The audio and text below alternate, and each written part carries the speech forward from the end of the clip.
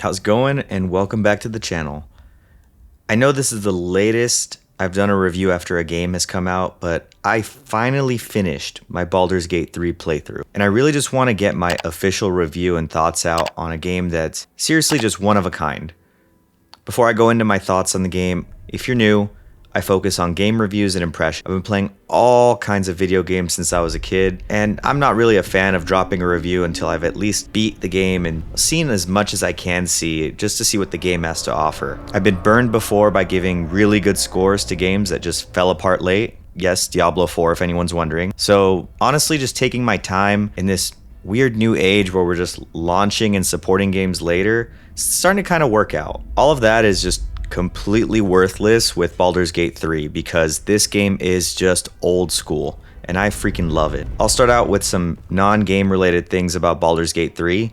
When I say old school gaming, I mean zero microtransactions. There's no skins, no expansions, no DLC. The developers of the game believe that all games should be complete, and I really hope more developers follow this trend. The game's been out in early access, I think, for a couple years now. It's been on my list of games I wanted to play, but I just wanted to really play the full thing, so I avoided it. The developers, Larian, who basically I think are like a AA studio. They're not really as big as like EA or anything like that, but they've done nothing but just fine tune this game in early access for people. This is just a massive RPG. So my first playthrough is over 100 hours already. I've never played Dungeons and Dragons, so going in, I was a little worried. I thought I wouldn't like it, but I love this. And if anything, it makes me want to actually try to play some tabletop games. You're going to be playing this game for story, so I'm not going to be spoiling a lot of the stuff in the video past Act 1. I don't really care if it's been a couple months since the game came out. I think that if you're even considering the game,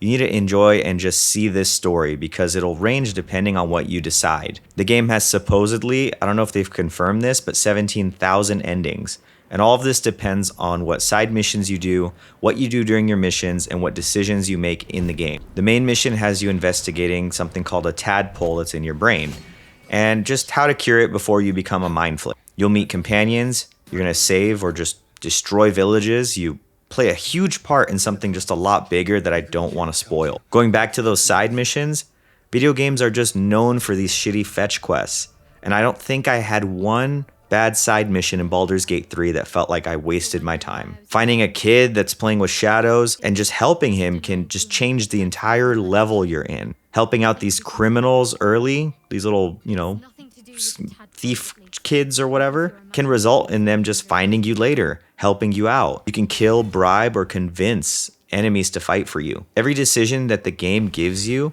has really big implications that either affect the story or your playthrough, and basically just gives you this amazing sense of freedom and just consequence that you're basically going to be missing content and that you just want to start a new character and just try something different or reload that save and just see what happens, if you chose something else. So it's just an awesome feeling. You start the game off with a really in-depth character builder that I was stuck on for at least just an hour.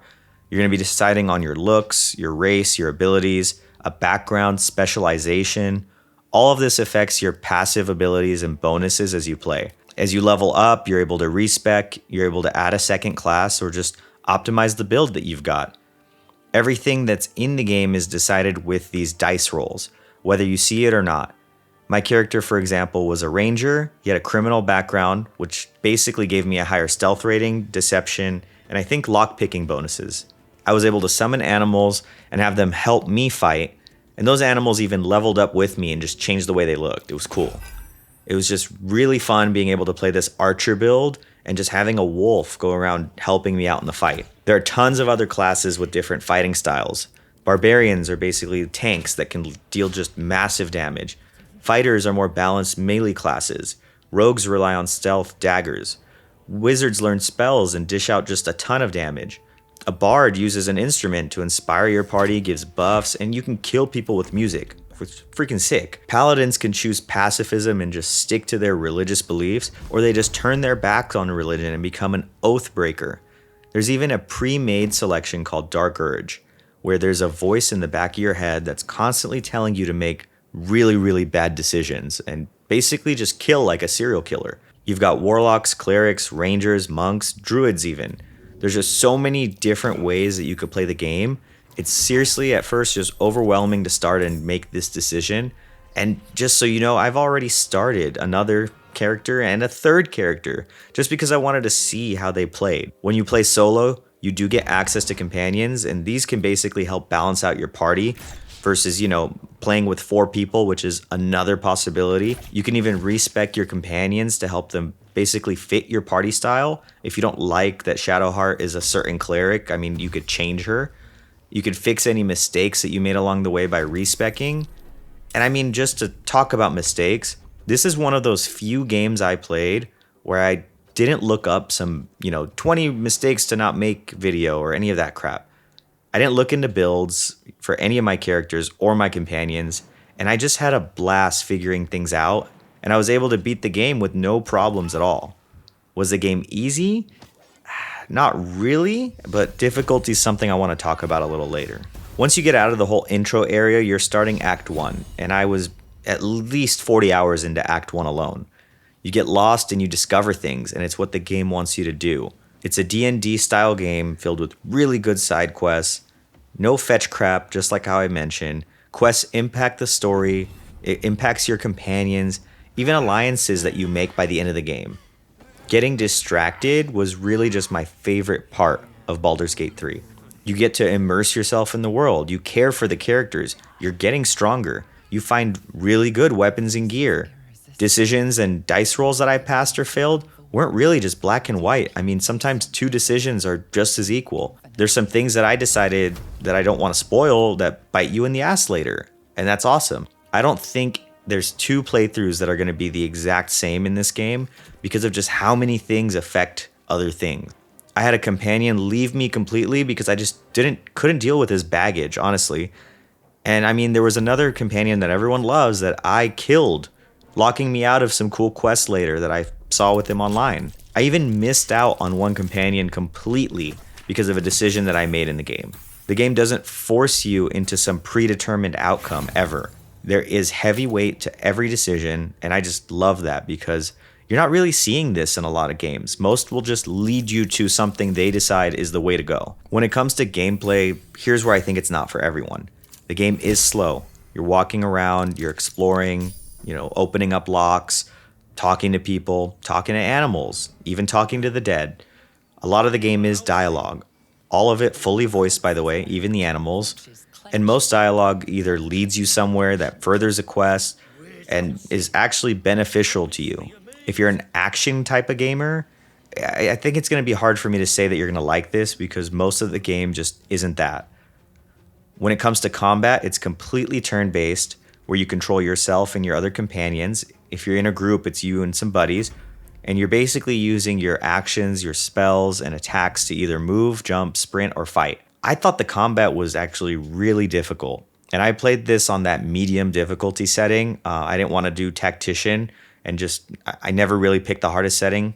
Honestly, I'm a bitch when it comes to that, and I'd like to just experience the game. But I really struggled during all 3 acts, at least, with some of these scenarios. I was reloading, trying it again, reloading, trying it again. Think of the combat like chess. You're taking turns, you make moves, and you set your pieces up to win. Something really cool that you could do in combat is just push tough bosses off a ledge and just instantly win. I mean, you're not going to get their loot, but someone like a hag, just, for example, I was able to just get through just like that, which I thought was awesome. There's so much freedom, and I mean, basically, you could decide, even in combat, how you want to deal with things. I was able to talk and free some captive spiders that helped me kill some goblins. On the way out of that goblin camp, I was surrounded and screwed, and I blew a horn that I got earlier that brought 3 trolls to come and save me because I made a deal that I could get them a ton of meat. So goblin meat would do. I'm going to go out and just say that initially, though, combat really doesn't feel fun till about level 5. I think it got very repetitive early. You're basically doing the same attacks because that's all you've got, and you're stuck really just not feeling powerful for a bit. I kind of wish that they spiced up those early levels, but from what I know, the game is based on Dungeons & Dragons, so I'm assuming this is an accurate representation of, what the early levels look like when it comes to tabletop. By the end, I was able to hit level 12, which is what I think is a level cap, if I remember correct. And at that point, my ranger was fully decked out in really cool legendaries, My animal companions had this armor that had just like, progressed as every time I leveled, and those guys just became tanks for me.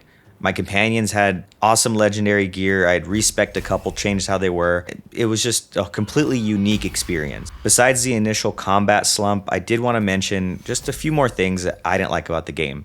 Baldur's Gate 3 is definitely not a perfect game, and I mean, I don't think any game is perfect. There's always something that can improve, but here's just some things I thought that they could have done a little better. Performance, everyone has mentioned this, and I'm going to go out and say on PC, Act 3 is just really shitty for some reason. I think they're updating it. I think it has gotten better now, but when I was playing it, it really just tanked. It was basically at that point even unplayable on the Steam Deck. Another thing that they confirmed was a bug was that your companions are just instantly horny, which is a random thing that happens just after you sleep. I mean, I went to bed once and Gale tried to make a move on me, which was weird, but confirmed bug. Act 2 had something that really bothered me, and it's only because there's a scenario that happens that if you screw up in any way, you're locked out of a ton of different quest lines, which happened to me. So I found that there was a lot of stuff in Act 2 that I actually missed because of certain decisions that I made during that time. Already on my next playthrough, I'm going to try differently. I'm not going to spoil what it is, but all I'll say is when you get to Act 2 and you have to keep someone alive, please figure out a way to keep them alive because it affects a lot in the game. Lastly, there's some combat scenarios that I don't want to spoil, and I just thought that they were really hard for no reason. It almost just felt like extremely difficult, and it just, in a way, to me, felt like it wasn't tested. I was just like thinking, who played this? Did anyone try this? This is insane. And yeah, I mean, after like 15 or 20 tries, I was able to get through, but it got to the point where I felt like I was playing a Souls game. Take that with a grain of salt. What's hard for me might not be hard for you, so it could be just a skill issue. But it did bother me enough to just point out. Lastly, I love being able to play this on the go or in bed in my Steam Deck. At first, the controls take a while to get used to, but my Steam Deck stayed at about 30 frames, only really tanking during that Act 3 that I mentioned, but I think Act 1 and 2 are completely fine if you have a Steam Deck. This actually might be my favorite Steam Deck purchase just because of how big the game is and how much there is to do. It's nice to be able to play this one basically anywhere. I think if you have a Steam Deck, go on Google, look up some graphic optimization guides. Make sure to install this one on your SSD if you have one.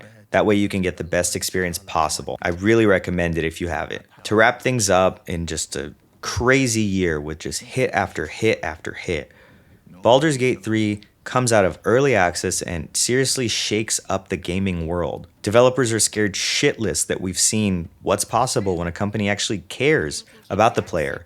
And I love the success that the game has had.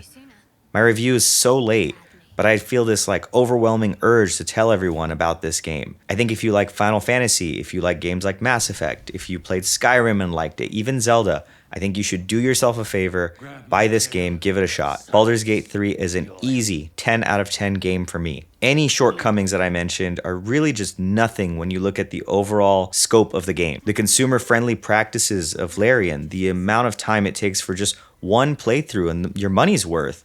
Even just the overall polish of a game, besides Act 3, is just an insane achievement when you just look at how big this is. I've got 3 characters already, one for friends, another for my own, just because I wanted to see how Bard combat worked. And I'm able to change up the way I was able to experience the story, roll the dice, see what happens differently. There's just so much to do, so much to experience. You have just so many classes and all these decisions to make. And by the end of the game, I bet you've already have started another playthrough just to see what you missed, because if you think you saw everything, trust me, you missed shit. For $60, this is an easy buy. Doesn't need to wait on sale. I think it's perfectly worth the money at $60, and I think whether you have a lot of time or you're a dad gamer with a couple hours a night, this game is awesome, and it's definitely worth playing.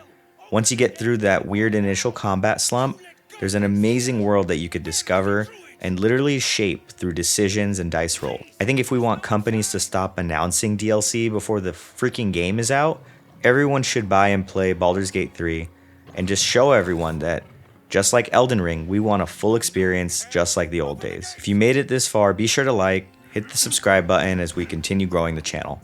I'm so thankful for all the support and growth that I've gotten this year, and I'm going to see you all on my next review when I go ahead and finish and just see a little bit more in Starfield. See you later. Thanks.